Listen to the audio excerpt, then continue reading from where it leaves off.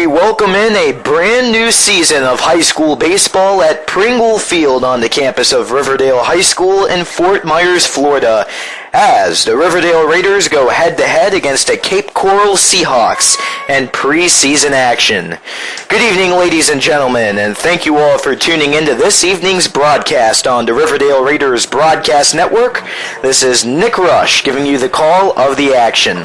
As we are moments away from the first pitch of this exhibition matchup, let's take a look at the Cape Coral batting order as they prepare to step up to the plate. We begin with number 35, the second baseman for Cape Coral, Spencer Roach. Following him up is Andrew Jafarin.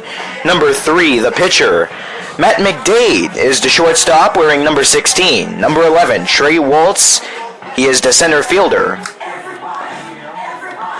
Fifth, it's Brandon Dye, the designated hitter wearing number 21. Number 33, Matt Slater, the third baseman. 7th, Daniel Fanego, the catcher, number 2. Left fielder Johnny Almonte, number 12, is 8th, and last in the order is Jason Slater, the right fielder, wearing number 8. So we are just about set for action in just moments. Currently throwing his warm-ups on the mound for the Riverdale Raiders is Trent Clark, number 13, firing his deliveries off of the left hand. And it is now time for your starting lineups, or defensive alignment, I should say, for the Raider defense. Spencer Roach stepping up to the plate, digging into the left hand of the batter's box. From left to right in the outfield for the Riverdale Raiders is Matisse Bober, Colby Davis, and Tyler Gertman. On third base is Connor Sikula. Daniel Kaler is the shortstop, Brendan McNabb tending second base, and Jeremiah Dunnick is over on first. The catcher is Tyler Prell, and of course, once again, Trent Clark is the starting pitcher who delivers your opening deal of the ball game at 7:16 p.m. A slight delay here on this evening's ball game as Cape Coral, they came off the buses a bit later than expected. However, we are ready to go and baseball is back at RHS. Second pitch is hammered out of the complex down the left field line over the dugouts of Cape Coral. Raiders tending to the benches down the right field line. 0-2 on the way, the Roach, and that will be a strike. We currently have to go through a couple of roadblocks here in tonight's game as we do not have a scoreboard, or at least a working one. More on that in just a moment. Here's a deal outside. The previous pitch did just make it outside. Count is 2 balls and 2 strikes, so a bit of a correction there. So that's something we'll have to really pay attention to here throughout the course of tonight's ball game. So we'll see how it goes. So once again, it's a 2-ball, 2-strike count on the way. You can now count it full as this one goes over his head. Now a full count here for the first batter of the ball game, Spencer Roach for Cape Coral. Currently calls time as he steps outside of the batter's box. Hanging the bat high over his right shoulder. Here's the delivery. It's smoked down the middle behind the second base bag. The throw on the way from the shortstop, Daniel Kaler, will not be in time. So that's a nice leadoff base hit there for Spencer Roach to start the game. Andrew Jafarin will be next up for the Seahawks. Well, here at Pringle Field, this was an incident that occurred last season. We have a scoreboard out in left field, just over the left field wall. And it was purchased back in 1990 by Riverdale High School. Now, it was struck by lightning last year, very unfortunately. Back to the field, we have Jafarin get hit right on the left leg. You now have 2 men on for Cape Coral as Jafarin steps on the first. Next batter for the Seahawks, shortstop, number 16, Matt McDade. The shortstop, Matt McDade. Your third man due up here for the Hawks. Just underway here at the top half of inning number 1. It's a 0-0 score between the Riverdale Raiders and the Cape Coral Seahawks here in preseason action. So once again, lightning struck the board out in left field, which, as you can imagine, left it broken. Now, believe it or not, there are actually not many parts out there that can fix that scoreboard from 1990, so we'll just have to see how that progresses throughout the year. We have your first out of the ball game as Spencer Roach is caught stealing over at third base. That leaves only 1 man on now for the Seahawks. Once again, that's Andrew Jafarin over on first as he was hit by a pitch moments ago.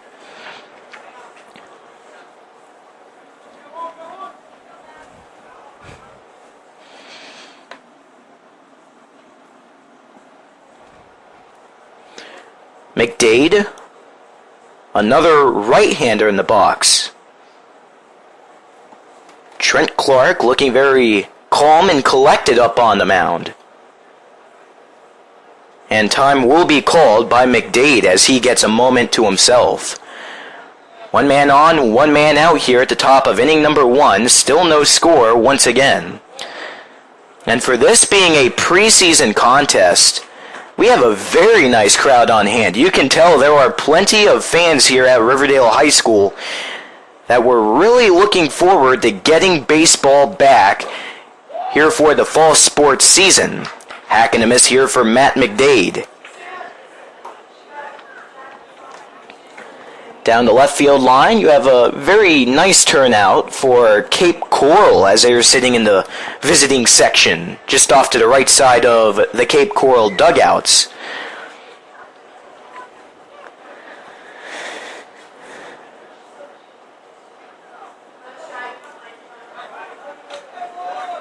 Here's a nice toss over the first base there by Trent Clark to Jeremiah Dunnick, the Raider first baseman. They're just trying to keep Jafarin up on his feet there over at first, and he is able to dive over back in time.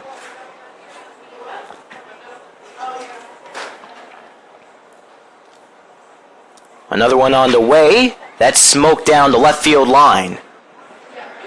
Matt McDade currently sitting on 2 strikes here.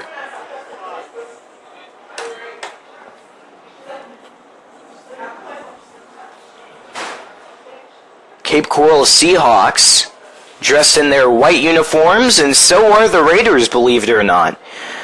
Both teams are wearing white here in tonight's ball game. Certainly not something you see every day. Wind and fire, hack and a miss. First strikeout of the ball game comes for Trent Clark as Matt McDade waves at it but can't get anything going in his favor. That's out number 2 here at the top half of the first. Batting next for the Seahawks center fielder, number 11, Trey Waltz. Trey Waltz is your cleanup hitter for CCHS. So now 1 man on first and 2 outs here at the top half of the first yet again. Cape Coral not able to break the scoreless tie just yet. Here's another whip over the first base from Trent Clark, who's doing a really great job on keeping Jafarin close to the bag. Well, for Cape Coral, they're sporting their white uniforms as we just mentioned. Blue numbers on the back. Blue Seahawks scripted across the front. Ball 1 goes to Trey Waltz.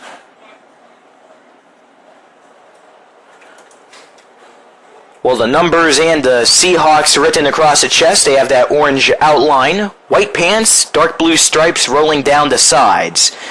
Blue batting helmets. Count advances to 2-0 to Trey Waltz.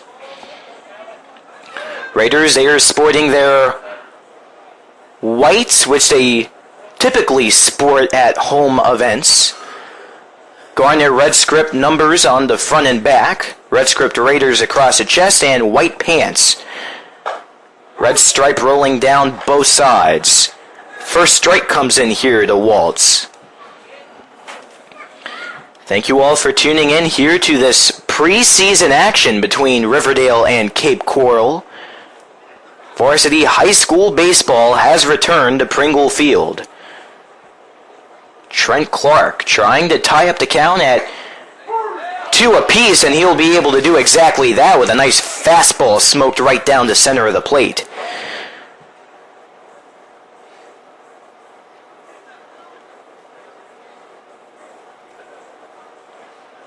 Trent Clark, this is his second season on the varsity team as a pitcher.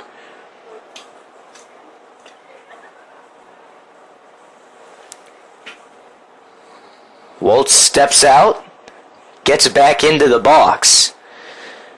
And these two teams, they're playing a very relaxed style of baseball. Count full, throw to second is way off the bag. Brendan McNabb tried to cover second, but it was just more than enough time for Andrew Jaffarin to dive straight into scoring position.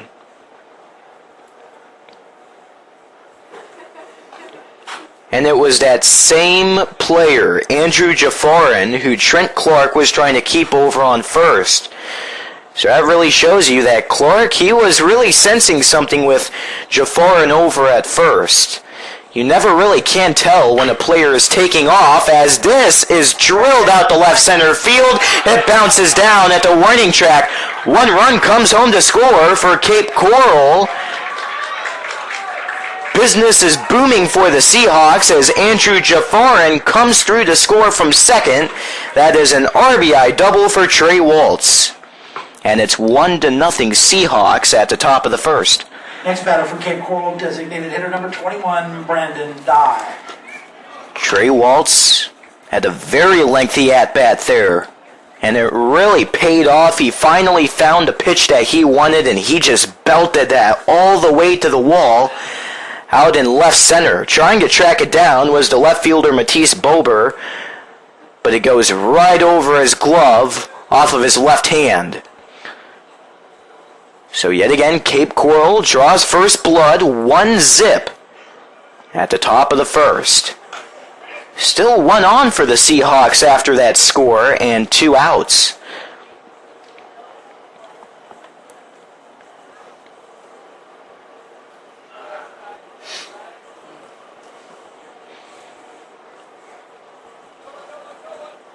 Clark with the leg whip and fire. That gets on the inside corner for a strike. Nick Rush giving you the call here from Riverdale High School in Fort Myers, Florida. And what a wonderful night it is. It's 70 degrees. Wind blowing from left to right at 7 miles per hour. The humidity rate is at 84%. And there is no chance of precipitation here in Fort Myers. Another one on the way. That's hammered foul down the left field line. So a rather lengthy top half of the first here for Cape Coral, really taking their time up at the plate.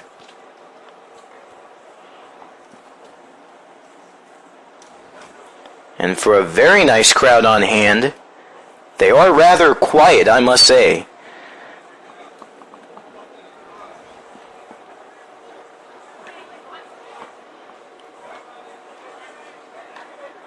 The 2-1 pitch will be lit out to left field, and it bounces off of Bober.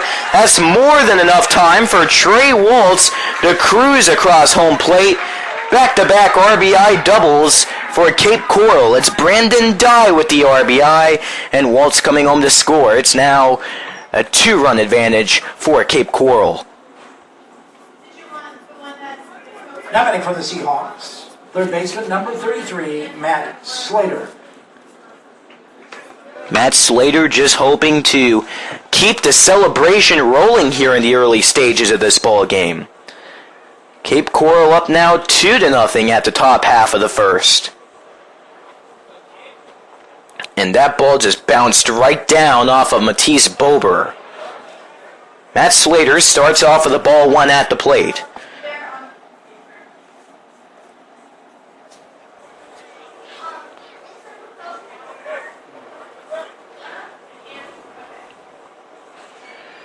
And it's a good thing that Riverdale has a pair of preseason games to start the season.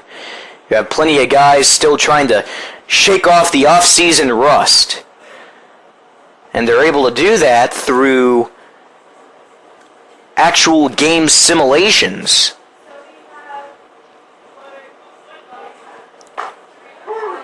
And not every school gets the privilege to have preseason games either.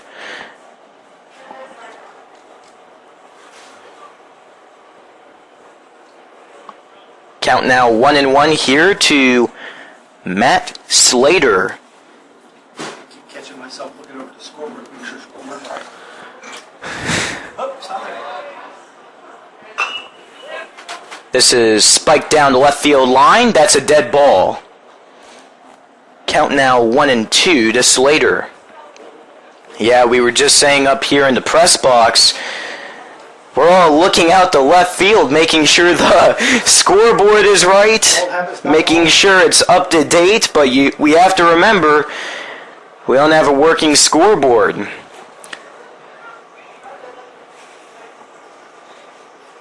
I'd say we're off to a nice start, keeping the stats down here. Let's see if we could keep it carrying through. Ooh, lit him up there. Nice strikeout on Matt Slater as he was looking. So, very interesting top half of the first inning. Trent Clark able to get the 3 outs, but not before Cape Coral puts up a pair of runs on the board. Bottom half of the first on the way. Raiders come up to bat for the first time of the game, down by 2. Number 1, Daniel Kaler. Daniel Kaler is your opening batter for the Raiders as we head into your home half of the first of tonight's ball game. Raiders trail to the Seahawks of Cape Coral High School by a 2-0 score. It is now time for your starting lineups for this Riverdale Ball Club. Second pitch sparked up out of play behind home. Daniel Kaler, the first batter, as we just mentioned. He's the shortstop, sporting number 1. Number 14, the right fielder, Tyler Gertman, is second. Third, it's Matisse Bober, the left fielder, wearing number 8. Cleaning up is Tyler Prell, the catcher, number 7. This is stormed out the left field. And it went way foul out there. 1-1 to Kaler. Fifth is Trevor Peckham, the designated hitter, number 2. Number 23, first baseman Jeremiah Dunnick, is 7th. Or 6th, excuse me. And down goes Daniel Kaler at the plate. Hack and a miss sits him down. 1 down here at the home half of the first. Number 14, Tyler Gertman. So Tyler Gertman follows up at the plate. So Jeremiah Dunnick, keep in mind he is 6th in the order. 7th is Brennan McNabb. He's a second baseman, number 3 on the Raiders squad as Gertman starts out with a 0-1 count. Number 8 in the order, it's number 15, the third baseman Connor Sikula. And last, it's Colby Davis, the center fielder, number 17.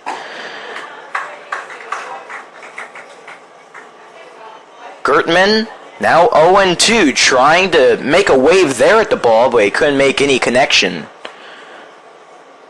Andrew Jafarin is the starting pitcher on the mound here for Cape Coral, as this ball skips short of the catcher, Daniel Fanego. And speaking of that, it's time for your defensive alignment for Cape Coral. From left to right in the outfield, it's Johnny Almonte, Trey Waltz, and Jason Slater. On third, it's Matt Slater. The shortstop is Matt McDade. Spencer Roach guarding second. Michael Osmolski on bag number 1. Here's a ball 1 to Gertman. 1-2.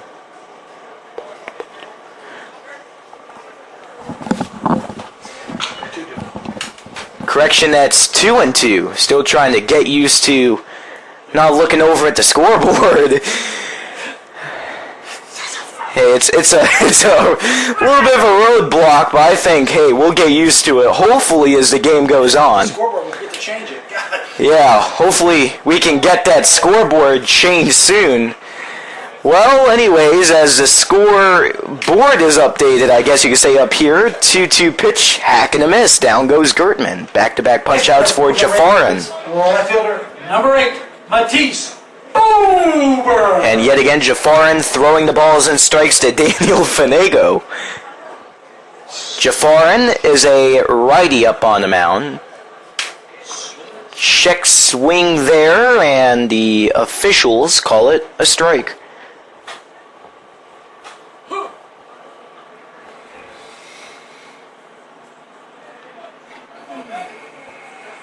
Here's the 0-1.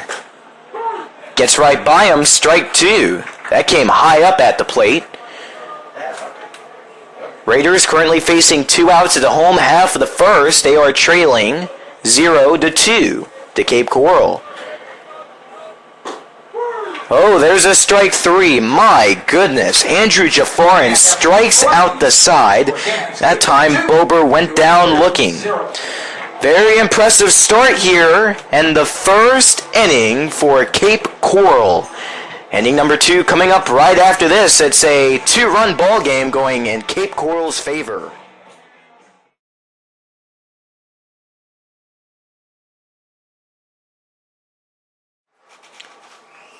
Tyler Prell starts your home half of the second. In this varsity baseball action between Cape Coral and Riverdale, it's a 2-0 differential. Riverdale currently being shut out, hoping to get their first man on board as well after striking out the side. Back in the home half of the first was Andrew Jafarin, back up for his second inning of work. 1-0 coming into Prell. Gets down low, 2 balls, no strikes. Tyler Prell, 4th man in the order for RHS. Count advances to 2-1.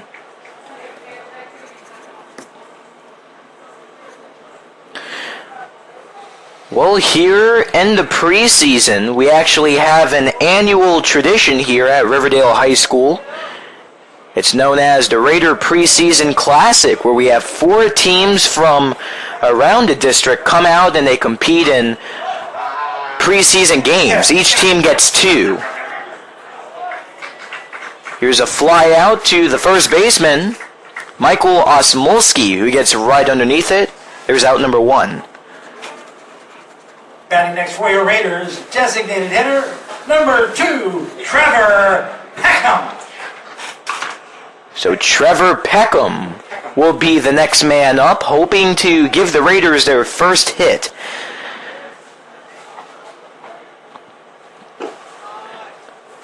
This comes in low. Ball 1 here to Peckham.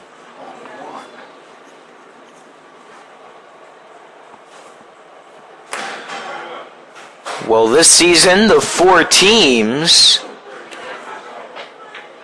that are participating in the preseason classic: Cape Coral, Estero, Riverdale, and Clewiston. 2-0 is the count. Next one on the way, strike. Oh, very interesting there. The catcher, Daniel Fanego, he was throwing it back up to Jafarin on the mound, but it went off the left elbow, the baseball that is. It deflected off the elbow of Peckham and ended up bouncing its way all the way towards the third base dugout where Cape Coral is sitting. 3-0 is now the scenario at the plate. Well, this is day 1 of the Raider Classic. Day 2 will be on Thursday. And there are a pair of games on each day as this is flicked backwards towards the press box.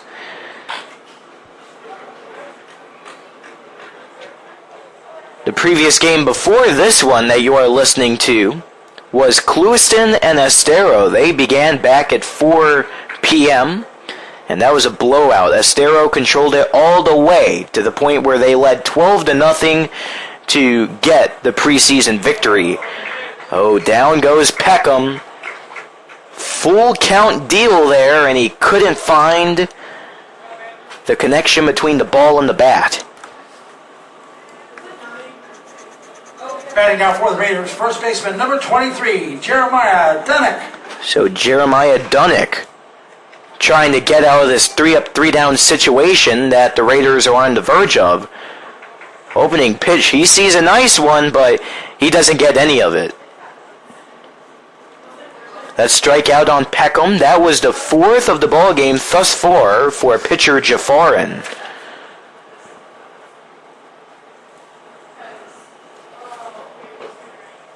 0-1 doesn't get anywhere close to the zone.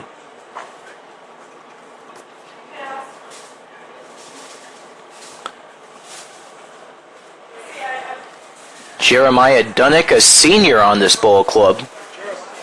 It's year number 2 for him on the team. We have a lot of jokes here in the press box, but take a look at this. No joke there for Dunnick. Right center he goes with a huge line drive. That's a double for none other than Jeremiah Dunnick. First hit of the ball game for RHS.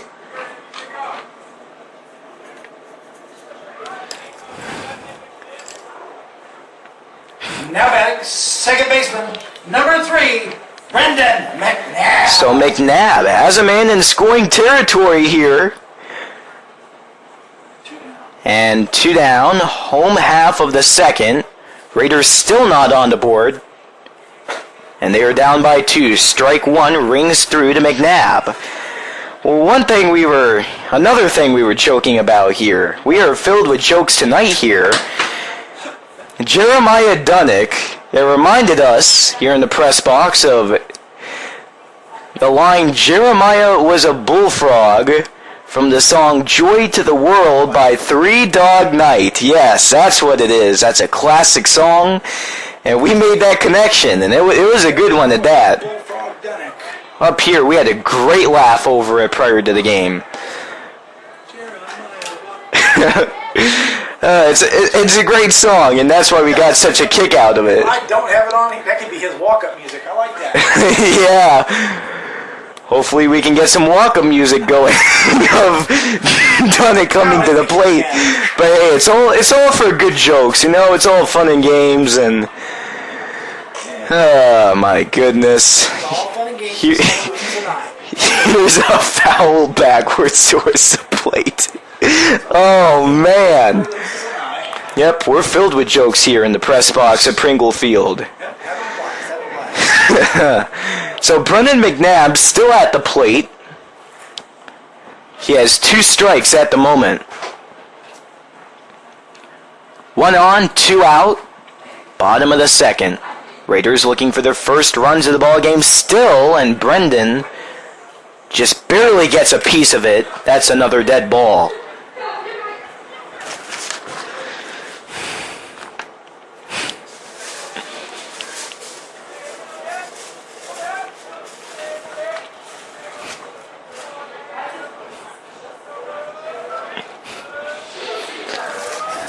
McNabb, currently under pressure, is at a strike. No, it is not.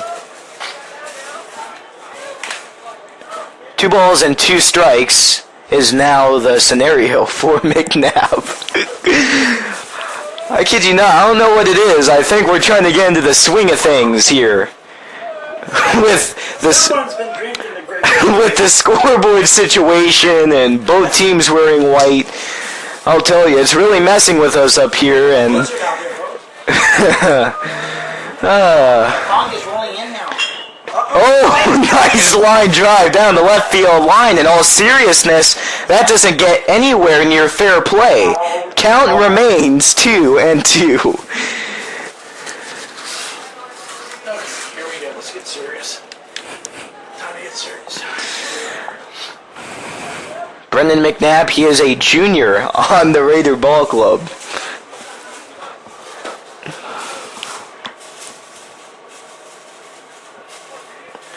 and played a little bit of both last year. He played some games on the JV team and also for varsity. During the first half of the year, he played with the JV team, but he was able to get called up to varsity to do a few games last season.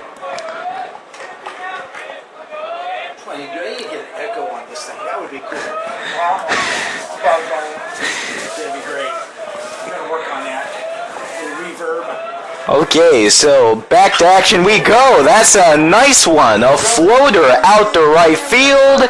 And there's a big catch out in center field. Trey Woltz getting it done for out number 3. One runner is stranded for the Raiders. And your score stands with a 2-run advantage for the Seahawks.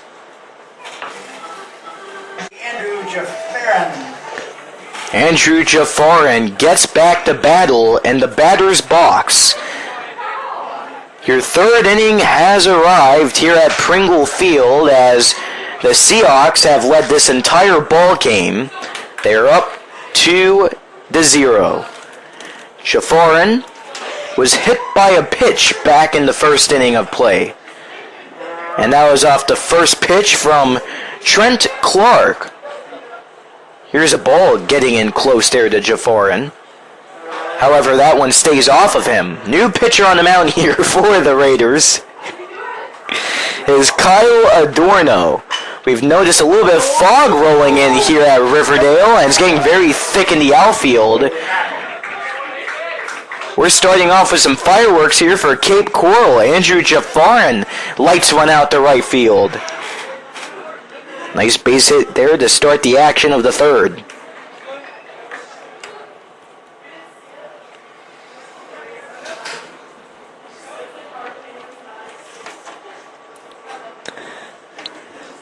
Next batter for the Seahawks, number 32, Julian Vasquez. Julian Vasquez is a pinch hitter coming in here for Matt McDade.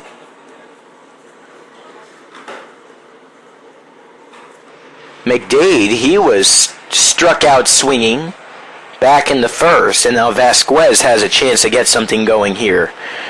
Kyle Adorno wearing number 12. He is a sidearm hurler, throwing the deals off of the right hand. Ball 2 has approached Vasquez. 2 balls and no strikes.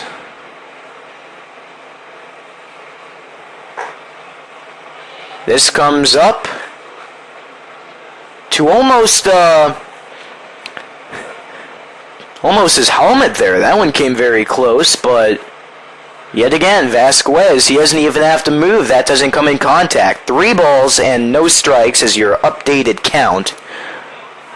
And it's a 4-pitch walk. 2 batters have reached on board for Cape Coral. First it's Jafarin, and now it's Vasquez for the first time of the ball game.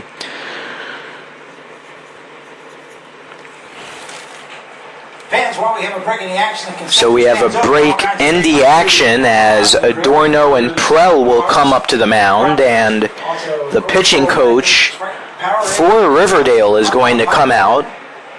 Sunflower seeds, peanuts, and that coach coming out is Justin Budmeyer. The Raiders are back in action on Thursday night right here. So a little bit of a shaky start here for Kyle Adorno, who starts off here in the third by giving up a base hit to Jafarin, but then a walk to Vasquez.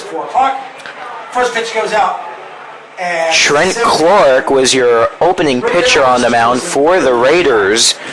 Back in the first and second, he really went through some rough streaks. He gave up 2 runs, but overall, I would say it was a quite successful outing for him. Once again, it's preseason, so stats aren't too much of a concern. These games are great exercise for these athletes, and it's all about just getting back into the style of play. Adorno throws the third. Is the delivery in time? Yes, it is. Getting caught over at third base was Andrew Jafarin. So Jafarin is eliminated there, as it was just one big unfortunate event. That's all I could say about it. Adorno just turned over to second, and he spotted Jafarin in the early stages of the steal. He saw him just taking off. So all Adorno had to do was just zip it over to the third base bag where Connor Sikula was standing, and he just applied down a very nice clean tag. It was something else. Here's a throw to first. Is this a pickoff? No. Trey Waltz at the plate. Pro actually had to leap up to keep that pitch from heading to the backstop. His throw to first base, to Dunnick to be exact, was very nice, very clean, but just one step ahead there was Vasquez. Trey Waltz takes one outside.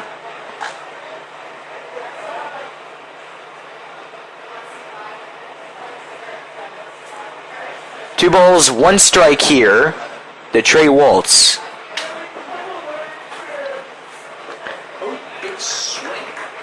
One on, no outs.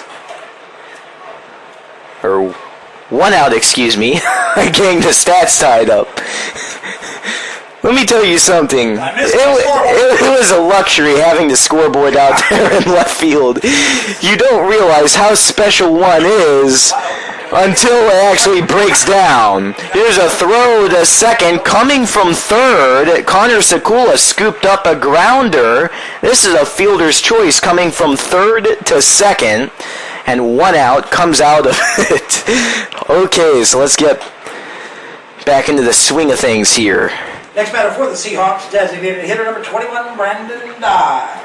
So Brandon Dye hopes to keep the party rolling here. Top of the third for Cape Coral. 2 down and a 2-run lead for Cape Coral. And 1 on. Throw to second. Oh, what a beauty of a toss there by Tyler Pro, the catcher. Just gunning down Vasquez, trying to make the steal. No can do. The score remains Cape Coral up by 2 over the Raiders. Home half of the inning coming up in just moments. 15, Connor Sikula. The bottom of the third is already here in the 7-inning high school preseason baseball matchup. Cape Coral up by 2 runs over the Riverdale Raiders. RHS still getting shut out here in this one as this pitch rises over the head of Sikula.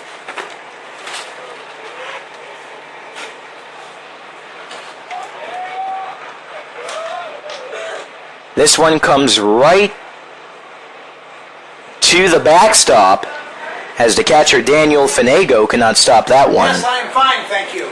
So count now 2-0 to Connor Sikula, his opening at-bat of the game. This comes in very close. Inside corner, just barely gets inside. 2-1. New dealer on the mound for Cape Coral. Oh goodness, we apologize for the laughing here, folks. I'll tell you. We are awfully busy up here. Very busy. Isn't a one-legged man and a butt kicking? Holy smokes. We got fog. We have a lot of factors coming in. Foul ball down the first base line makes the count 2-2. No scoreboard. Music's not right. Fog's coming in. Somebody got into the Kool-Aid. I don't know what's going on. Too much fun? What's that mean? Like too much trouble. There's no such thing. Sorry. I'm sorry. You're trying to do a professional broadcast. Oh goodness. I'll straighten up over here. It's okay.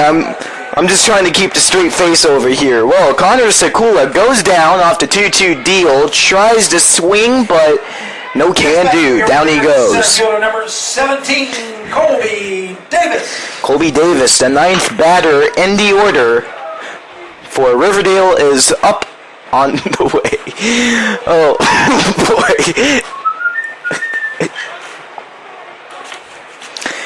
Matt McDade, anyways, he is the new pitcher on the mound for Cape Coral.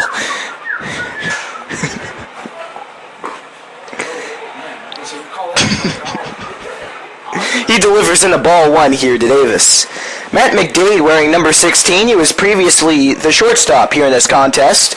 Taking over in his place is the former pitcher Andrew Jafarin, also the starter. Jafarin was a starting pitcher. Now I'm starting to trip over myself here.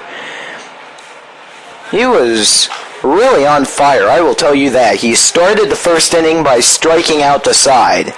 And from there, you could really tell that he was going to cause some damage, and he really did in his first 2 innings of work. From there, he was replaced with Matt McDade.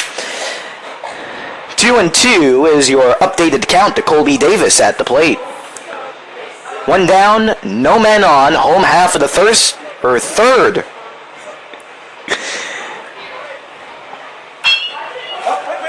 Raiders currently down by 2, but this is an error that goes on the third baseman. Colby Davis makes his way on board.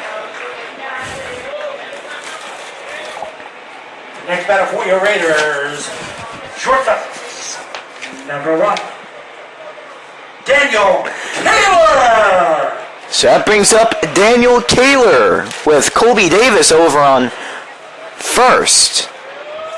Well, Matt Slater, he was trying to really face that grounder. He pulled up on it, but then it took an odd hop once it met his glove off the left hand. A little bit of a free pitch there off the hand of Matt McDade. Kaler called time, but by the time it was called, McDade already threw his offering.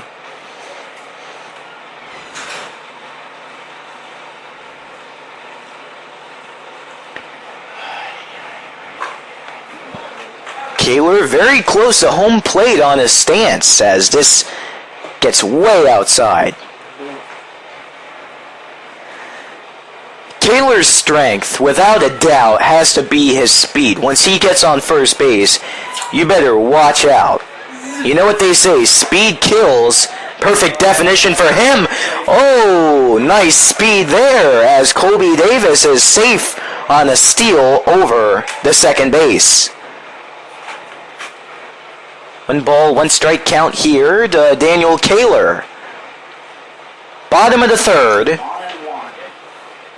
And ever since inning number 1, or the conclusion of it, Cape Coral has been up by 2 runs. You can now make it 2-1 here to Kaler. Kaler is 0 for 1 on the day thus far with a strikeout swinging back in the first.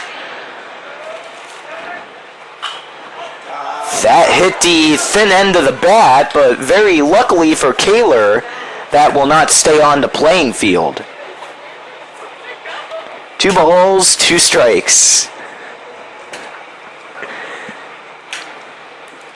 When the ball comes in on the inside part of the bat like that, it really can mean trouble.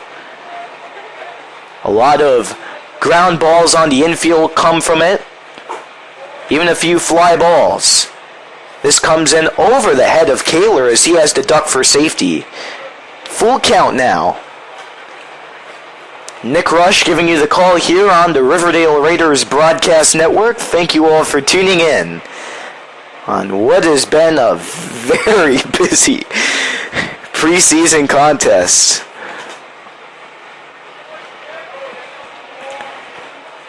But hey, you know what? Everyone here is having a good time tonight from the looks of it. Very nice crowd on hand.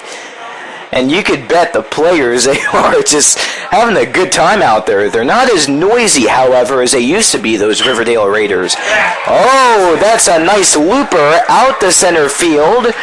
And as a result, there are men around the corners for the Raiders. Daniel Kaler notching a 1-bagger. Tyler Gertman hoping to put the Raiders up on the board right here. Next batter for your Raiders right fielder, number 14, Tyler Gertman! So Tyler Gertman, if there is a time to put this Raider team on the board, then this is it. 1 out, 2 men on, but you always have to be careful with Kaler over on first base. It's looking like he might steal. I predict he will, depending on how long this at-bat goes for Gertman. Strike 1 to start him off. Yeah, Kaler's looking very jumpy. Throw to first. Will not reach Kaler in time. He's safe. It gets out of control, and coming home to score is Colby Davis. So an error for Cape Coral results in a huge play for the Raiders. It's now 2-1. Raiders still trying to come back from the deficit. Well, what happened there, it was a check over to Kaler on first base. Michael Osmolski, that came right off the tip of his glove and down onto the first base line. And before he could even gather it back up into his glove, coming home is Colby Davis. Didn't have to slide or anything. He just came right through for the score. No balls, 2 strikes to Gertman, the righty. Another check into Kaler here. Nothing comes out of it. Matt McDade giving up the first run of the ball game here for this fielding unit of Cape Coral. There's Kaler taking off, and he's caught in a jam between first and second. He's dancing all around. Back and forth we go. Oh my goodness. He's showing a lot of speed. Hey, he showed a lot of effort, but eventually he gets tagged out by Matt McDade. And through 3 complete, your Raiders. Sorry about that. So we roll on here. 2 outs. Home of the third. What a night.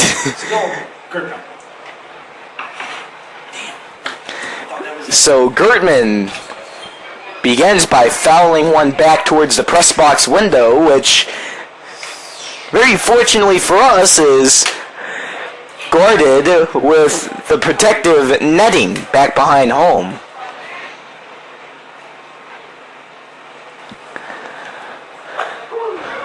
Gertman, there's that strike 3, and 3 innings are now complete, but the Raiders get on. 2-1 score. Raiders hoping to stage a comeback as we head into inning number 4. Brandon Dye hoping to assist Cape Coral in getting back into the swing of things. They are now up by 1. Top of the 4th we go. He settles out with a strike 1. Kyle Adorno up on the mound, inning number 2 of action for him as a pitcher. The second one of the game for the Raiders after Trent Clark threw for the first 2 innings of play. There you go. Nice situation here for Adorno as he throws back-to-back strikes right down the middle. Dye doesn't budge for either one of them. Dye, the righty, stands in very tall, no crouch, and he just loads it out to left field. Playing it off of one hop is Matisse Bober. And yet another leadoff base knock there for the Seahawks. Next batter for the Seahawks, third baseman number 33, Matt Slater.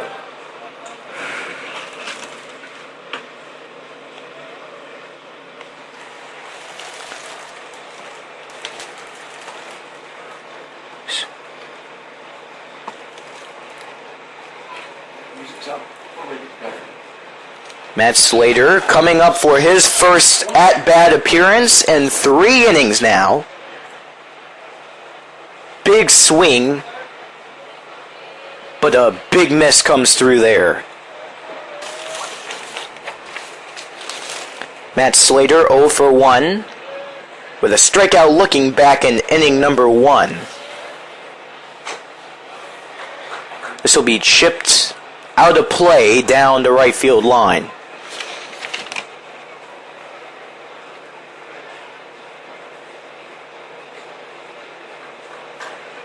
Brandon Dye with that base hit moments ago. That was the 3rd leadoff base hit that Cape Coral has had here in this game. So it shows that they really know how to get off to that hot start.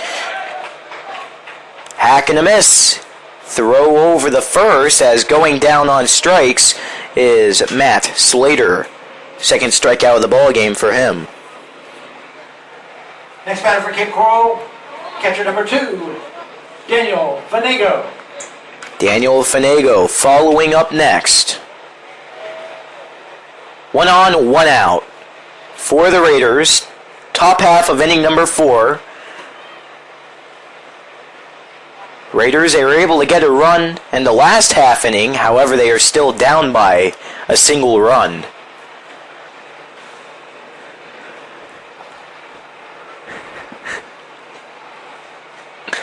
Oh, that almost hit him. It went right behind him, and Prell.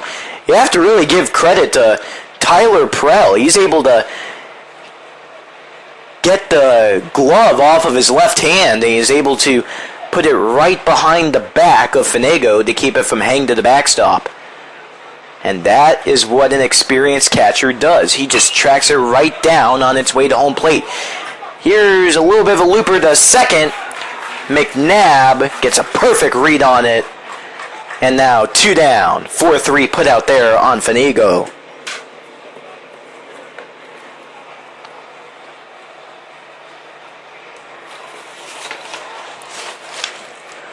Johnny Almonte Left fielder number 12, will be the one who steps up next in this situation. Brandon Dye on that ground out to Fanego. He was able to escape over to second successfully. And Johnny Almonte is hit with the first pitch from Adorno. It just barely brushed him off the left elbow there. Now 2 on and 2 out for Cape. Batters, right fielder number 8, Jason Slater. Jason Slater, the last man in the order, gets into the right hand of the box. Or the left hand, excuse me. However, he is a righty, so got a bit caught up there in the wording, but a strike comes through to him. 0-1, already on the way from Adorno, who's in his motion. Sidearm pitch there, way out, 1-1.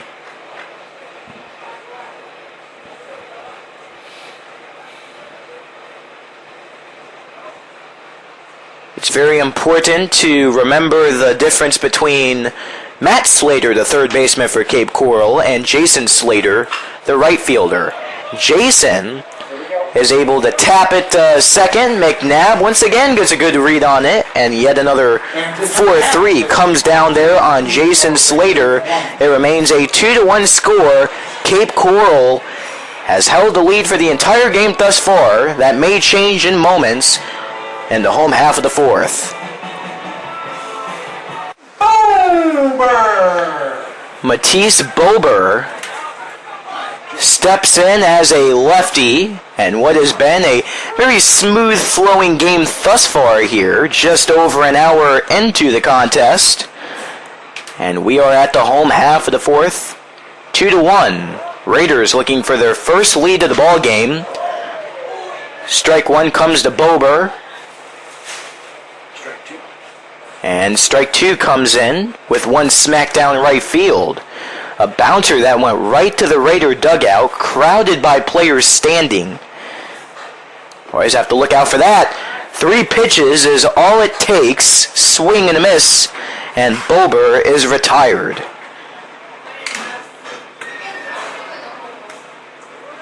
Next batter for the Raiders, catcher number 7, Tyler Prell. So the catcher, Tyler Prell, gets up and in from the on-deck circle. It's very important to stay patient there in the batter's box. And when you have a very talented pitcher throwing at a very high speed, of course, you may have that tendency or that urge to swing at every single pitch coming towards you. But Tyler Prell, he was able to do it right there. This came very close in from down low, but he holds back. And that's really one of the most difficult aspects of baseball. Just deciding in such literally a split second, should I swing at this or should I let it pass by? Prell swings at this, bounces it over to third, delivery across the plate in time. 2 down for the Raiders. Trevor Peckham. It's up to him to keep this home half of the fourth alive. Come on, DH, here we go, kid.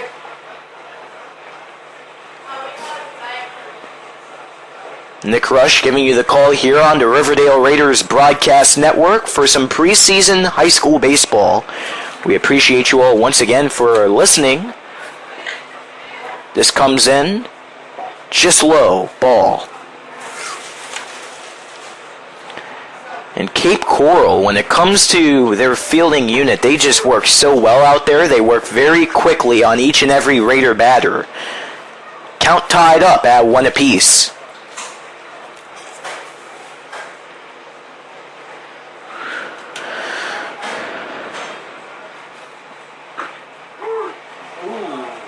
Very close one, down low in the corners, and the official, the home plate umpire, registers it as a strike 2. It was a matter of inches.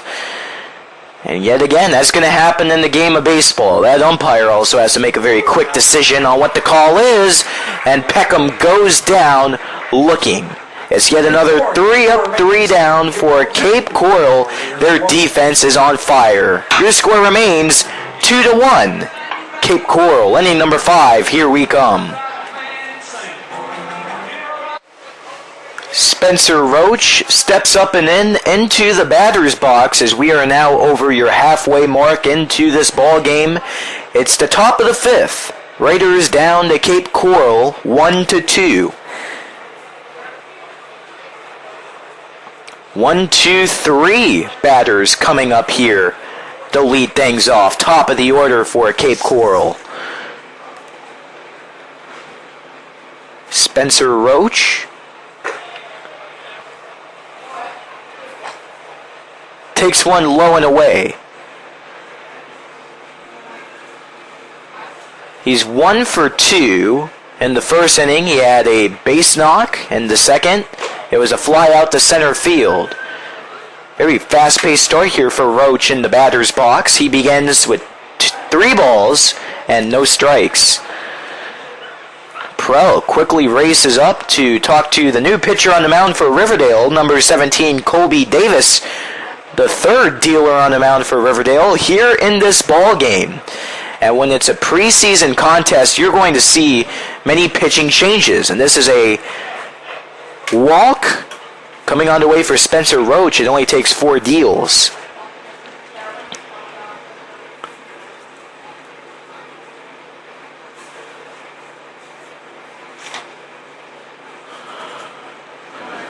Coach running everything at second base, number 22, Frankie Bray.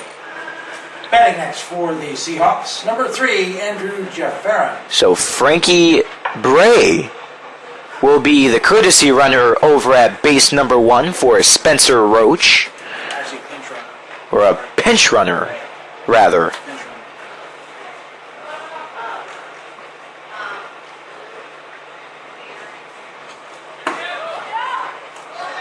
This is a pitch that goes right over the head of catcher Tyler Prell to the backstop, and to second base goes Bray with a successful passed ball attempt.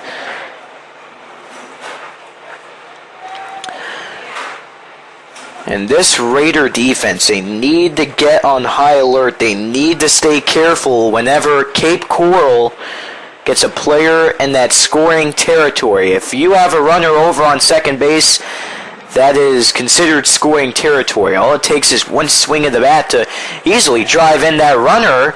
And here's another pass ball. And another advancement made by Bray.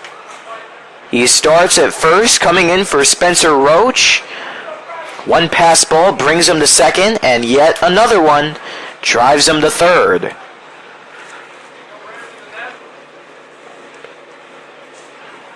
And out comes Coach Budmeyer to talk with Davis and Prell. More action on. And we'll have yet another stoppage in this game. Classic, the 4 o'clock game will feature the Estero Wild. So you have a runner over at third here for Cape Coral. At 7 o'clock, your Raiders against the No outs. At the top half of the fifth, it's still 2-1, Cape Coral over Riverdale.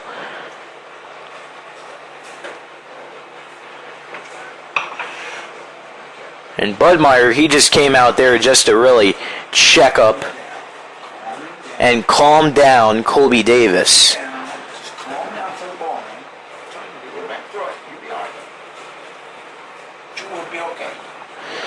And these two teams, they are really playing with a lot of effort and energy out there. If I did not know better, I would think this would be a regular season contest.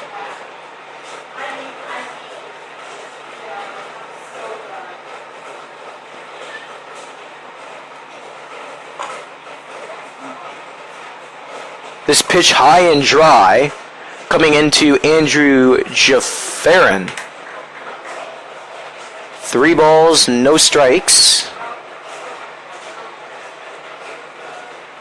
So Jaffarin with an opportunity to get over on first. If he could do that, there would be men around the corners. Is this a strike? No, it just barely got over the zone. 2 on for Cape Coral. Back-to-back base on balls for Davis up on the mound. Next batter for the Seahawks, number 16, Matt McDade. So Matt McDade gets back into the action as a batter after the third inning, where it was his turn to bat. They had Vasquez come into the game as a pinch hitter. And he was able to get on due to a base on balls.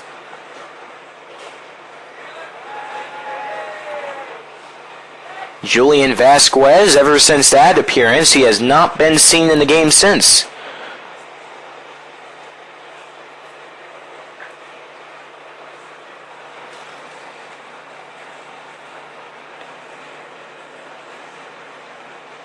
McDade in his other at-bat, which was back in the first inning, he was quickly eliminated by the starting pitcher, Trent Clark.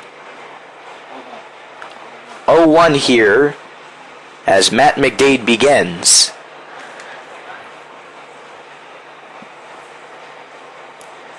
We get again, Trent Clark eliminated him with a swinging strikeout, I should say. 1-1. As Tyler Prell really had to get out of the box almost to leap up and put that one in the back of his glove. Yet again, it's the top half of the fifth. 1-run game, Riverdale trailing.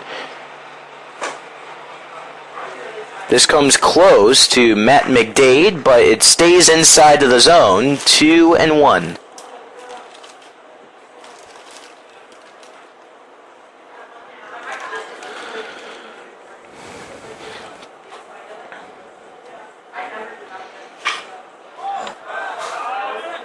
Foul ball just gets over barely the Raider dugout down the first base side.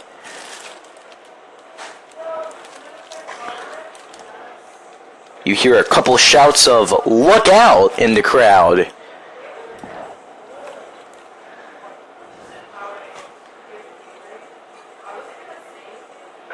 Bray patiently waiting over on third base, hoping to score, as he was the pinch runner for Spencer Roach. Here's a hopper on the infield throw to first. Is it time? Yes, it is. Ooh, that beat McDade by about a step. Very close one. That goes down as a 5-3 put out in the books.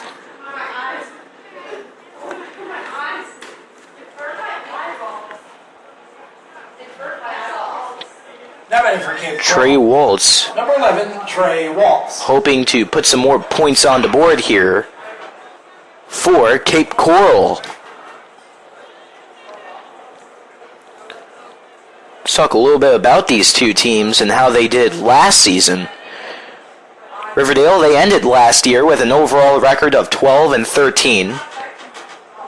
Their season came to a close. We'll tell you more about that in just a moment as the delivery comes in high and away. Well, yet again, their season ended after they fell in the opening round of the 2016 FHSAA Class 7A11 District Playoffs. That was a 0-4 shutout defeat against the Palmetto Ridge Bears in a road contest down in Naples. Cape Coral, on the other hand, they wrapped up last year with 14 wins and 15 losses. In 2016, they made it all the way to the regional quarterfinals where they dropped to the Ida Baker Bulldogs with a 3-4 decision. And even though they made it to the regionals, they did come up short in the 6A11 district championship after losing 1-3 to the Ida Baker Bulldogs. 1 ball, 1 strike. I smell fire. By Trey Waltz. As he really put a lot of energy into that swing, but the ball just came from underneath the bat there. And that's a very interesting rule when it comes to the FHSAA playoffs. It seems like it's this way in just about every FHSAA sport. 1 ball, 2 strikes there. Check swing, and a miss. Well, 2 teams, if they make it to the district championship, in certain cases, both teams do make it to the regionals. So even the losing team advances. You would think it would be the other way. Losing team gets eliminated. 2-1. Leg whip and fire. Bolted to the third baseman. Big mishap there. Throw to Pro at home. Tags out the runner for the out. It was Bray trying to score, but no can do. Pro did a really great job of really laying down the tag there. He was a step of Bray the entire time he was hustling home. So that's a fielder's choice there as Trey Waltz safely makes his way on to first. 21, Brendan Dye. Man, you don't have to burn the popcorn. You really don't. So 2 on, 2 out. Top of the 5th. Cape Coral still leads, just like they have since the first inning, where they brought in 2 runs. Riverdale brought in their opening run of the game, home half of the 3rd. So still a difference of 1 run. Cape Coral is up yet again.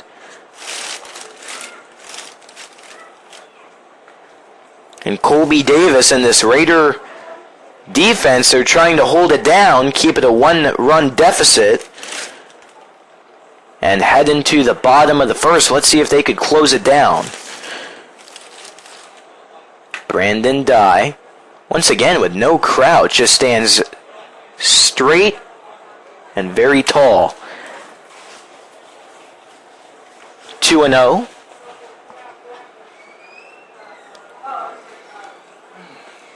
As that pitch just bounces down onto the plate. So 2 balls and no strikes yet again. Davis fires at home, and it's batted high up by Dye. Out of the playing field yet again, and up here in the press box, you could hear that the ball actually hit a car. Valley Pringles. Oh, goodness. Bang. That's why I forgot down there. Usually it seems to be players or coaches parking in that area right behind the dugout of the Raiders. 3-1 is your current count.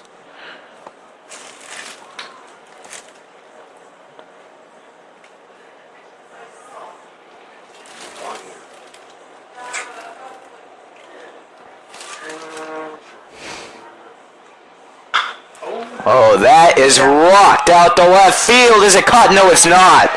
1 run scores. It looks like 2 is going to come in, and 2 runs will score, courtesy of an RBI double, and the ball heads to the backstop. That runner is wrapping his way around third base. Unbelievable. Brandon Dye with a phenomenal display, just rocking it out to left field. Makes it to second, but then there was a crazy throw from the shortstop, Brendan McNabb, to Prell. It went right over his head, giving Dye enough time to come in for the score. It is now 3-1, Cape Coral. 4-1, excuse me. Remember that 2 runs did score on that play.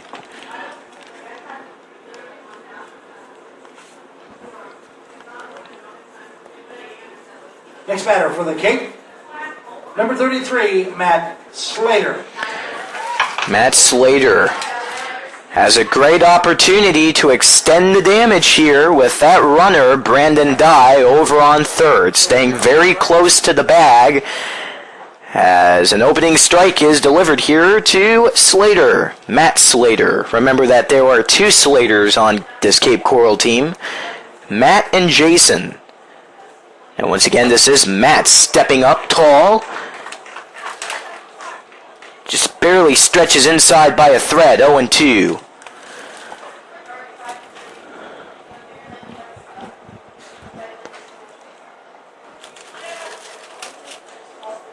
Davis taking a quick moment to wipe off his forehead on the mound. Now looks into Prell, trying to communicate with his catcher. And this is off to the opposite end.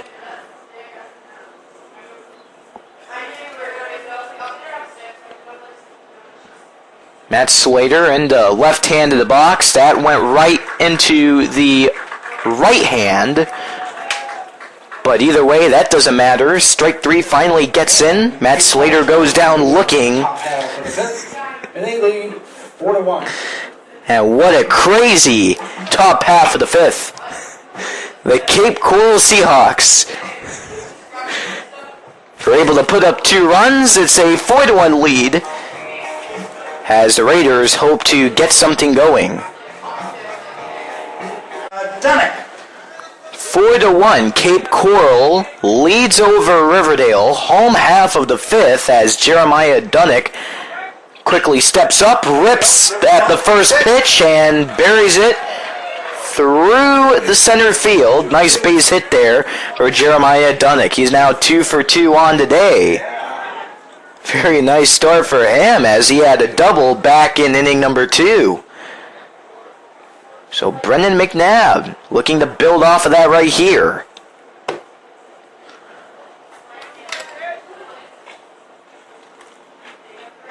Pinch runner coming in here for Riverdale. Who was it? Come on. It was number 4. Who shoots for it? Yes. Carprell? No, Carprell 7. What the hell am I saying? We're having a lot of confusion here. This is preseason baseball right here. You have line changes everywhere. You have those. My goodness. Batting for the Raiders, Brandon McNabb, change now running at first base, number 4. Michael Connor. Michael Connor is number 4 over on first base for the Raiders. And Michael Connor using that nice speed to make his way over to second. Pass ball there. Well, anyways, here in the preseason, it is insane. You have pitching changes galore. You have players switching their fielding positions constantly. It can be difficult to keep up, I'll tell you that.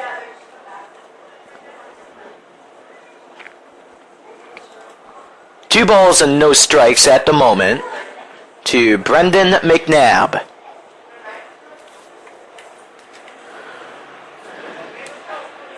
Pringle Field is the location of this evening's ball game. And you really couldn't have asked for a better night. Very warm here as the count is 2-1 with a pitch right down the center of the plate. or the strike zone to be exact.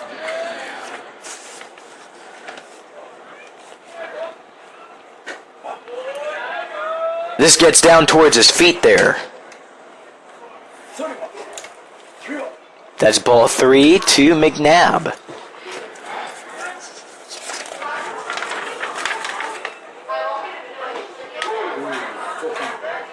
Count now full.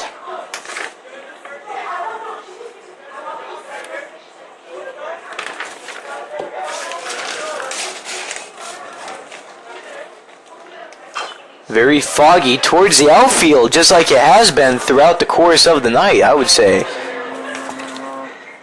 Pitch foul to the backstop. Yeah, that form towards the beginning of this contest, I'm not sure how you would explain it. It just looks very grim, I would say. Not happy at all, as this is spiked to the first baseman, and that's going to be an unassisted out, courtesy of the first baseman, Osmulski, stepping on first. Now batting for your Raiders, number 15, Connor Sekula.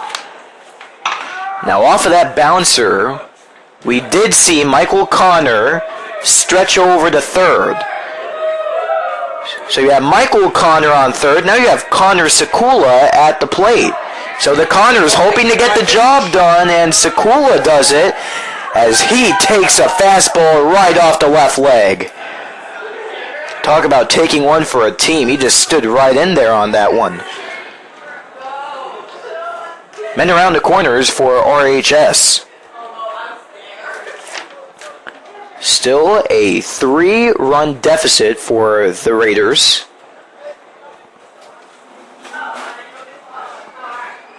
Batting next for your Raiders, number 17, Colby Davis. We carry on with the bottom of the fifth with Colby Davis. Here we go.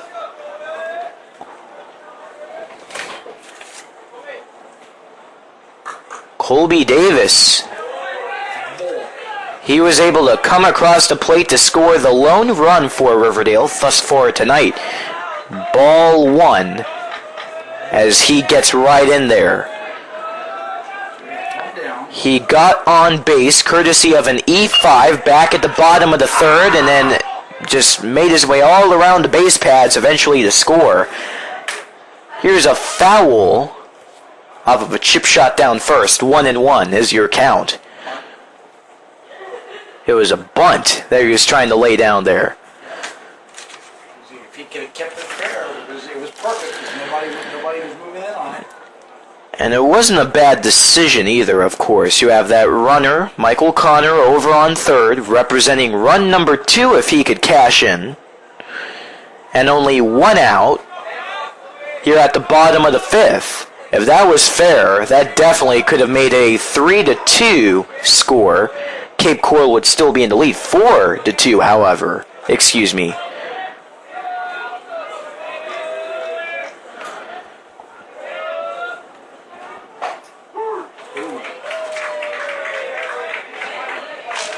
This is a very nice strike call, a very bold one. Count 1-2. Another close call situation there for Colby Davis.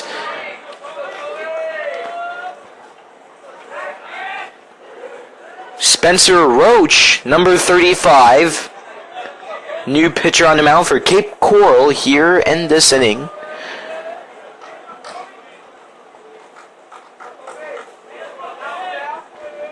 He's the third pitcher of the game for Cape Coral.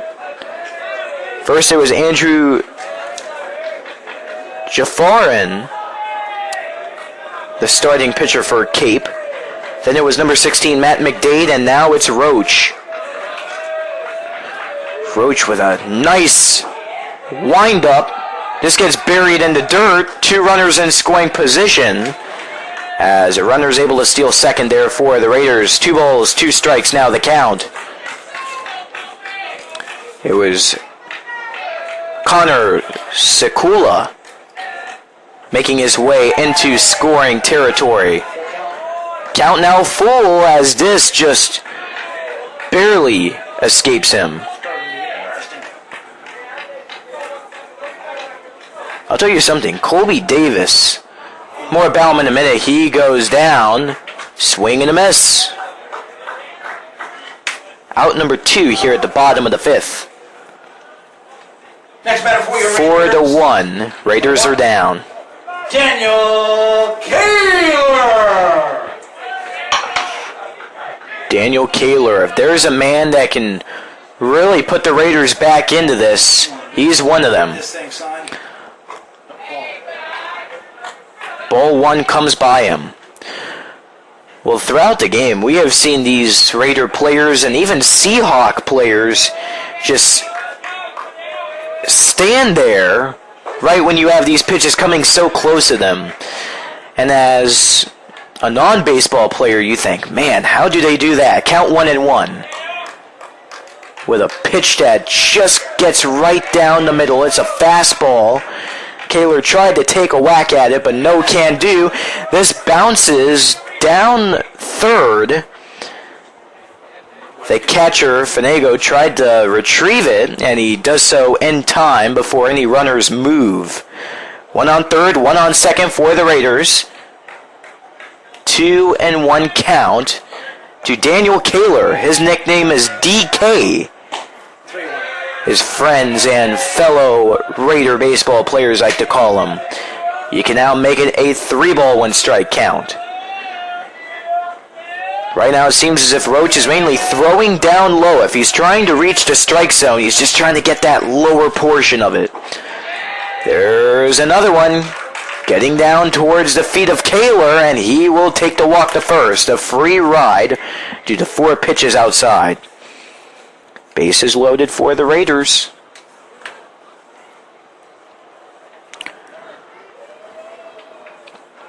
Tyler Gertman. Here comes your next batter, number 14, Tyler Gertman. Tyler Gertman. I can only imagine how much pressure he must be under right here. This is a huge part of the game. Base hit scores 2. Any base hit scores 2. Oh, he scraped it. Left center field. Does it get down? No, it will not. Oh, he dropped the ball. 1 run scores. 2 score. It's an error out at center field. 2 come home to score. And ladies and gentlemen, the Raiders are back in it. It's 4-3, Cape. Oh my goodness. Trey Waltz out in center field must be kicking himself over that one. He tried to one-hand it into the glove. And that's where the mistake occurred, right there.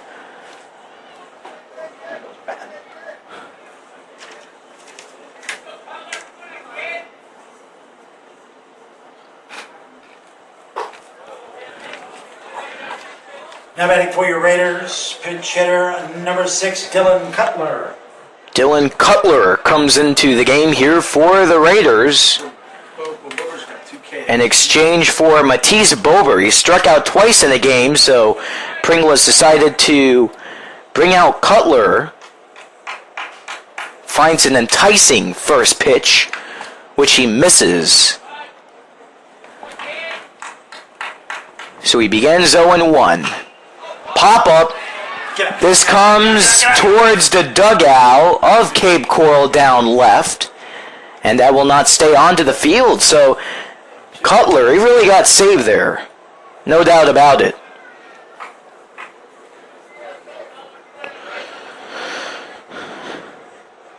And that was another one that got off the thin end of the bat. We talked about that earlier here in the broadcast, how those can really be deadly if you're a batter. That can really cut down on some momentum, especially in a situation like this for the Raiders.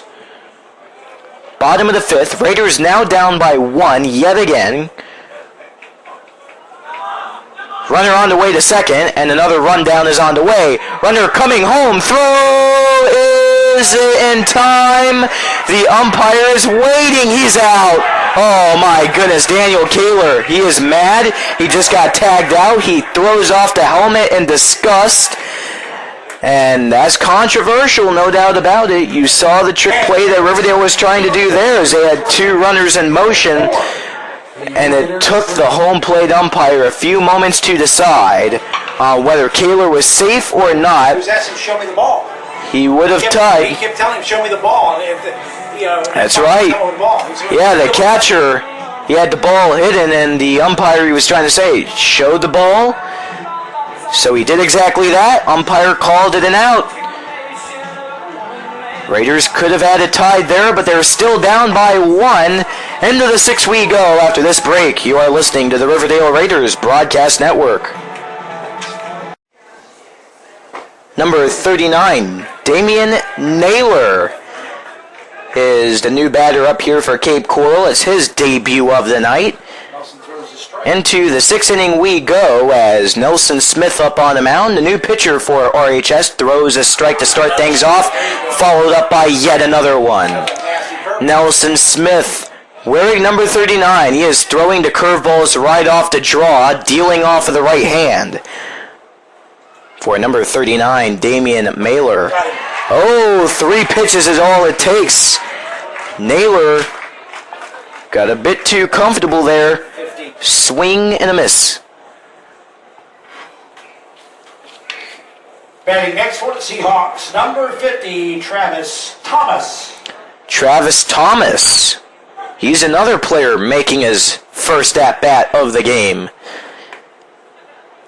This right here reminds me of a Major League Baseball spring training game. That's exactly what it's like. All kinds of new batters coming into the game towards the end. You have a wide variety of pitching changes going on for both teams. So hey, that's just what it's like. I'll tell you, my scoreboard, it is a mess right now. Looks like somebody got a hold of it. Okay, so Nelson Smith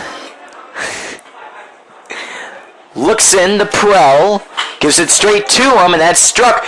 And what a phenomenal catch there by Daniel Kaler, the shortstop, leaning off to his left side to put it right into the back of the glove. Next batter for Cape Coral, number 8, Jason Slater. Call positions anymore, they've been moved around so much. Jason Slater up next. Very nice start here for Nelson Smith up on the mound. Oh, that almost hit him. Ooh, Jason Slater, look out. That one got away just a bit outside. Yeah, that was going straight for his head, but yet again, he's able to get down, duck for cover. Little inside, but not bad. Top of the 6th, it's a 4-3 score. Cape Coral still getting on Riverdale, or getting over would be the better term. Just a tad inside, not much. But the Raiders, as the game has started to go on, they've started to get a lot more lively out there. But as the game goes on, the more foggier it gets in the outfield. We noticed during the most recent break in between innings, it's been getting very foggy in the outfield. Fly up. Like I said earlier, it just doesn't look happy at all. Fly out with a catch over on first. Coming up big with the glove was Jeremiah Dunnick. 3 up, 3 down for the Raiders. And that brings us to the bottom of the 6th. Raiders down by just 1. They can change that in just moments. Dylan Cutler is on the move to the batter's box. It is your home half of the 6th. Raiders down by 1 run, 4-3. Cutler starts with 1 coming down in the dirt. Up on the mound is still Spencer Roach, number 35 for Cape Coral. Count now 1 ball and 1 strike.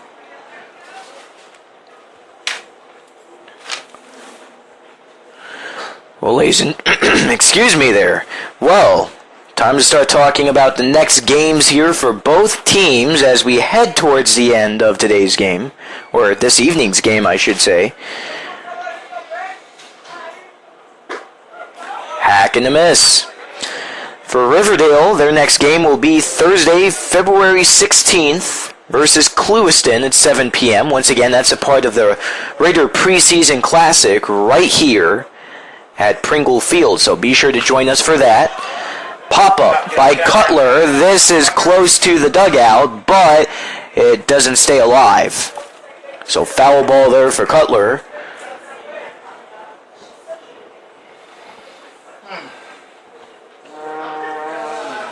So in 2 days, we will have the second preseason game for the Raiders, which will also be the last one before we head into the official start of high school baseball season. The regular season. Cape Coral, they will be back here at Riverdale on Thursday. However, they will be playing at 4 p.m. against Estero. So yet another doubleheader here at Pringle Field in 2 days. Cutler almost gets hit, ducks out of the way. 2 balls and 2 strikes is the count here on Cutler.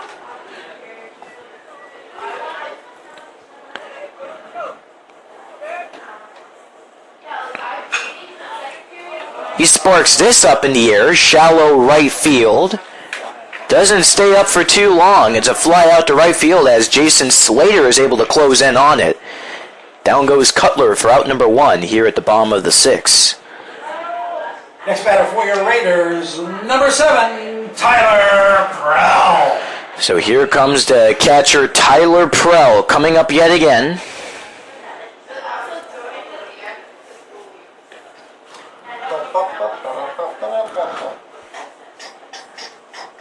Prell's opening pitch comes. It's a strike.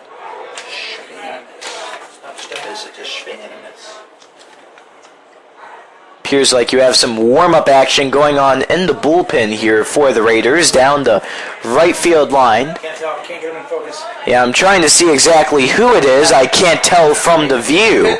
Hit by a pitch is Tyler Prell off of the second deal. The first he goes. 17 is the courtesy runner. 17.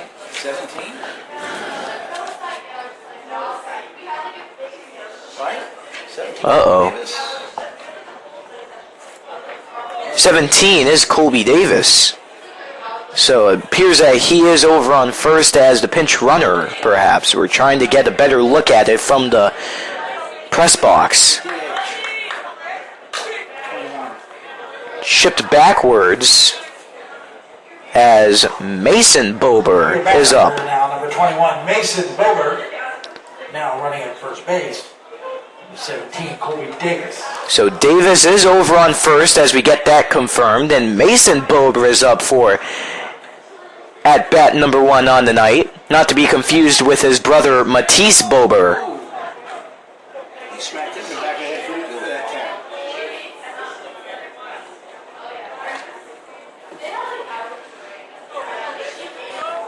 cat. Mason and Matisse have very similar batting stances as Prell, he gets caught over at second trying to steal. Wow, what a fantastic throw there from the catcher Daniel Fanego.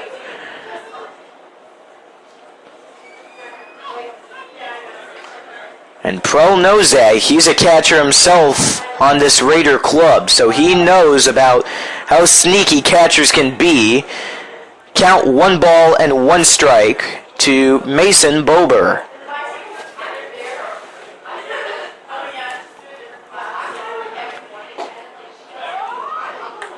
Swings and misses. Bottom of the 6th is where we are at this point in the action. 4-3 Seahawks. Small chipper here in front of home plate, and Mason Bober is safe with an error on the catcher Fanego. He tried to pick it up off of his right hand, but he just bobbled it.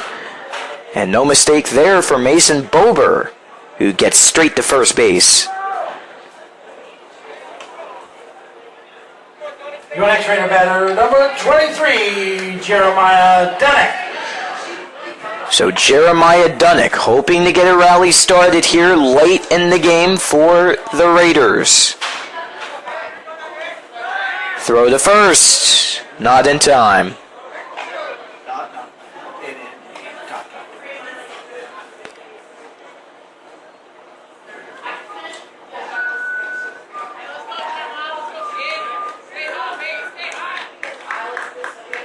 Right now the Raider benches are applauding Dunnick, encouraging him as this pitch is low and offsides.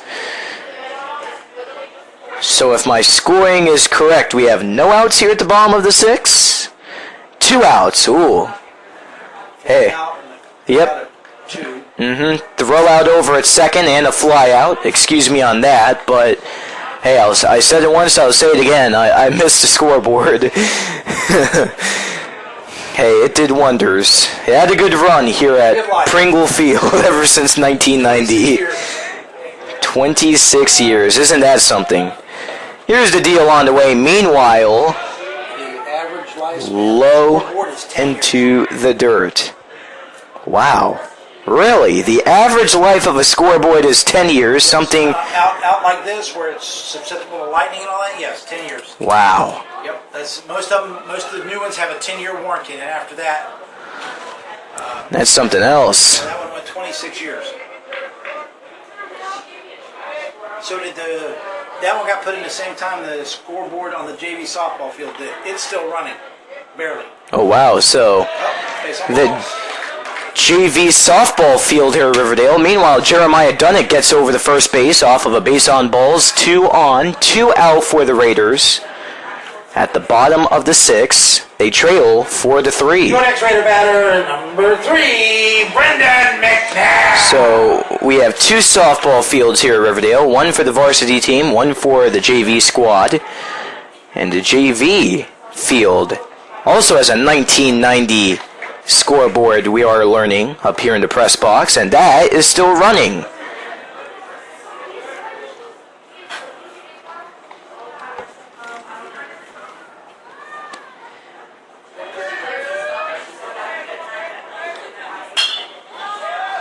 He gets off the fat end of the bat, and it bounces down.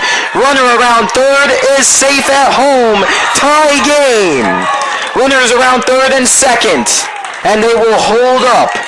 My goodness, we have a tied up ball game. It's 4-4, bottom of the 6.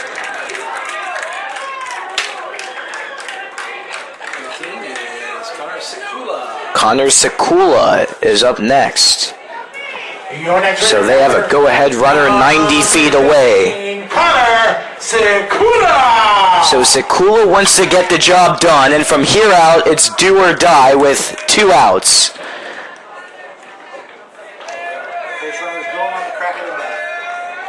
All it takes is 1 crack of the bat.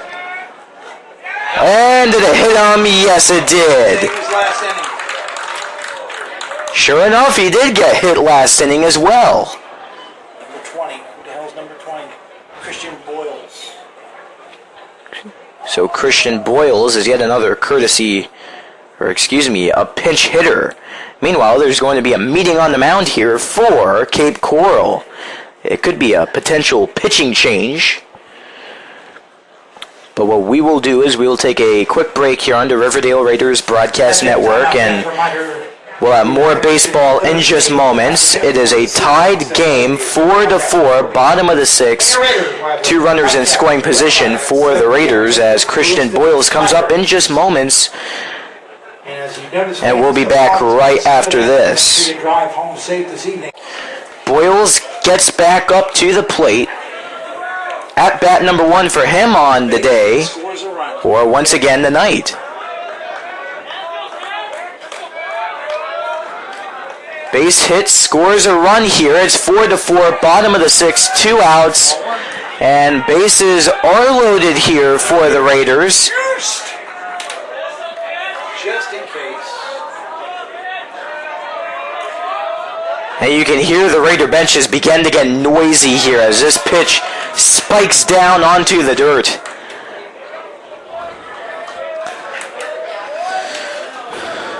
Christian Boyles, what an opening at-bat this is for him. What a way to start the season. If he could really notch something good on the scoreboard for him. Well, yet again, we don't have a scoreboard. This is out to center field, and that is a catch. So we remain tied up into your 7th and final inning of play. We'll give it to you right after this. Cape Coral 4. Your Raiders 4. Spencer Roach. Spencer Roach is your opening batter for the Seahawks here. It's the beginning of inning number 7. Raiders and Seahawks, they're tied up for the first time in a long time, 4 apiece. Brendan McNabb, the new pitcher up on the mound for the Raiders, nails in a strike one here to Roach. McNabb, a righty. The whirl, the twirl, the hurl is just wide. So that now makes 5 pitchers on the night for RHS. Cape Coral, as of right now, they still have 3. 1-2. It appears that Roach just tapped that ball right off of his left ankle before it went foul. And he's trying to jog it off down the third base side. It appears that he will be okay. He just needs a quick moment to shake that off. However, anyone can really hypothesize that doesn't feel too good.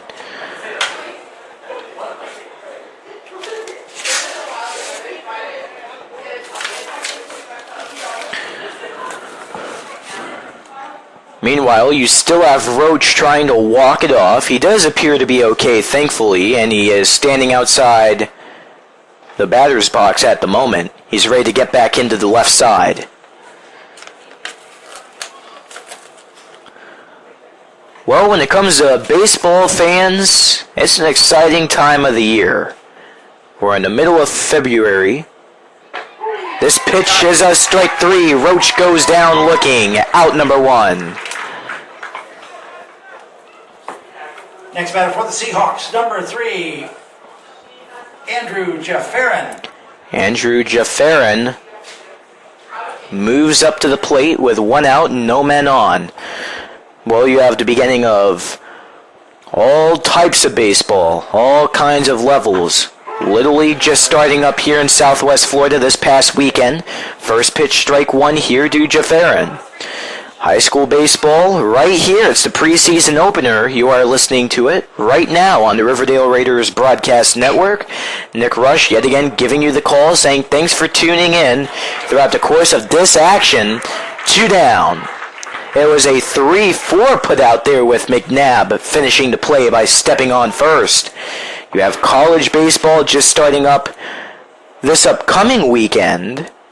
And of course, spring training in just about 2 weeks, I would say, if I am correct on that. 16, Matt McDade.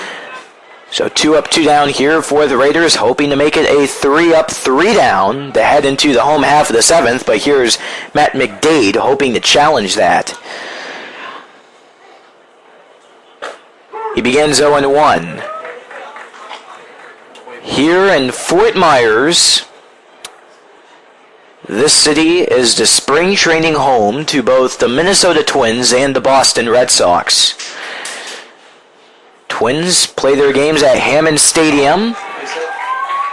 Red Sox play at JetBlue Park. Both teams have been here since the 90s for the spring.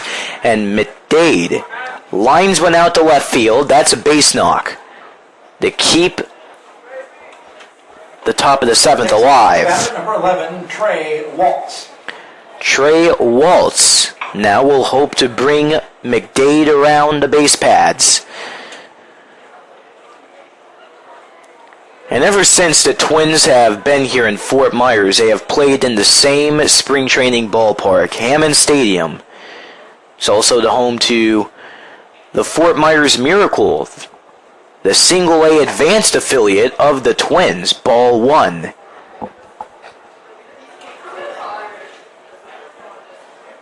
Red Sox have also been here since the 90s. They have played in 2 stadiums here in Fort Myers. The City of Palms Park was their first one, located in the outskirts of downtown Fort Myers. Next one on the way from McNabb, swing and a miss.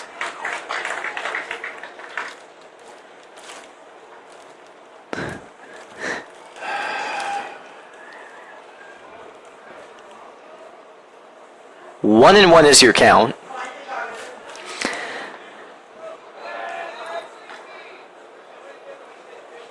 Red Sox played in the City of Palms Park until 2011. In 2012, they moved into JetBlue Park, which I would say, When it comes to spring training, that is a state-of-the-art ballpark right there. I was able to stop by there for a couple of Red Sox games ever since it opened. And that is one place to watch the game. 2 balls and 1 strike with a pitch coming up towards the shoulders. It is a replica of Fenway Park, which is the home stadium of the Boston Red Sox. 2-2 as this pitch is fouled towards the press box. 2 outs, 1 man on for Cape Coral, top of the 7th, tied game. Well, at JetBlue Park, it is just like Fenway in more ways than one. You have the Green Monster out in left field. Ooh, this really tied up the home plate umpire. He had a delayed decision, but he doesn't give the strike, and we now have a full count as a result of it to Trey Waltz at the plate. Very lengthy at-bat here for him as he tries to keep the top of the 7th alive. McDade over on first, and he has been there for quite a while, I would say. So if you're a Red Sox fan and you're ever in the Fort Myers area, checking out JetBlue is a must. And striking out Waltz is Brendan McNabb to close out the top of the 7th. Final 3 outs of the game coming up right after this.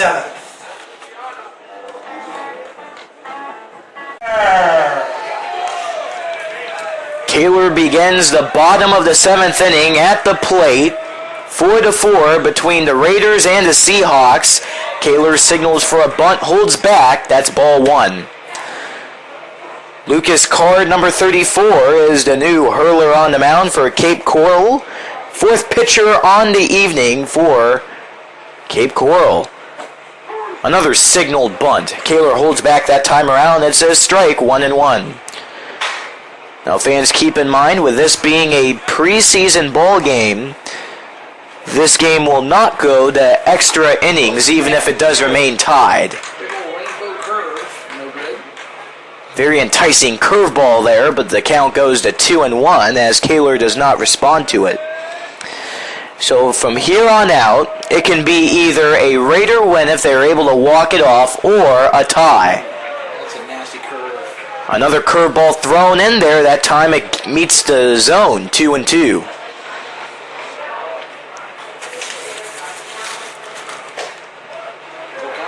Full count. That came up towards the shoulders there of Kaler.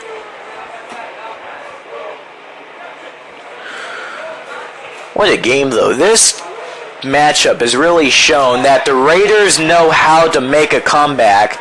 As the ball bounces to the backstop, Kaler sprints to first, claps his hands in approval.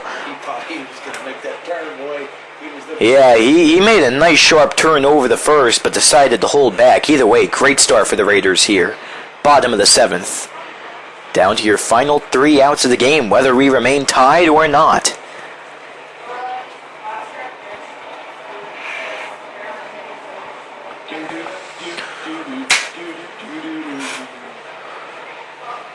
Next batter for your Raiders, number 14, Tyler Girdman.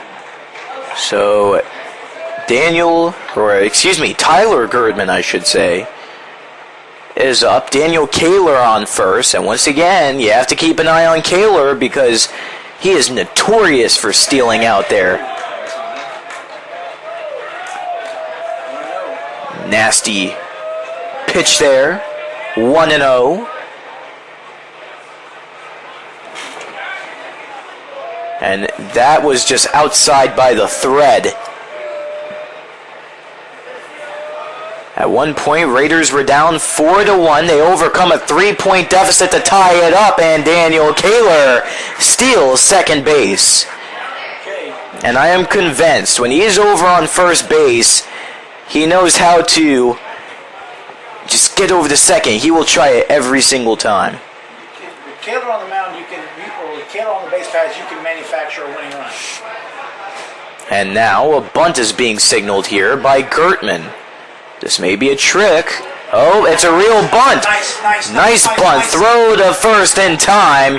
Kaler halts on third. Raiders now 90 feet away from a win and a walk-off. But Cape Coral, they have a strong fielding unit. I've said it all night long. So you can't rule anything out here for the Seahawks. And Dylan Cutler is hoping to come up with a big play here, but now there's a meeting on the mound. We are going to stay on.